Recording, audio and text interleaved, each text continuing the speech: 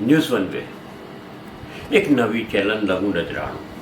નામ જ જોઈ લો, ન્યૂઝ વન વે.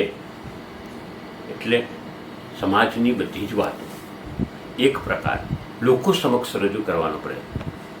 આવકારું છું, આવકારદાયક પ્રયત્ન, બહુ મોટું પગલું છે. જે પણ ન્યૂઝ વન વે ચાલુ કરે છે તે દરેક આયોજકોને અને સમગ્ર ટીમને મારા તરફથી અભિનંદન અને શુભેચ્છા. હંમેશા સમાજની અંદર એક જાગૃતતા લાવવા માટે જેવી રીતે સૈનિકો દેશને સાચવે છે, દેશની સંસ્કૃતિ સાચવવાનું કામ જો કોઈ કરતું હોય તો તે સંતો છે. પણ દેશની અંદર પ્રગતિ માટે જો કોઈ સપોર્ટ કરવા માટે જે એક સ્તંભનું કામ કરતા હોય તે ન્યૂઝવાલા કરે છે.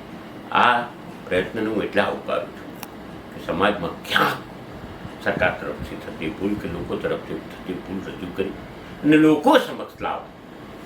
વેદની અંદર કીધું છે તે પ્રમાણે આજે સમાજમાં ઉપયોગી થવું એ બહુ જ જરૂરી છે.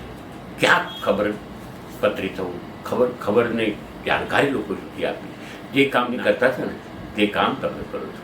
ને આજે તેના માટે હું તમને બતાવું છું. કેમ કે નારદજી એ ખબરી હતા. તે જમાનામાં સૌથી પહેલો પત્રકાર જગતનો જો કોઈ હોય ને તો તે નારદ મુનિ હતા.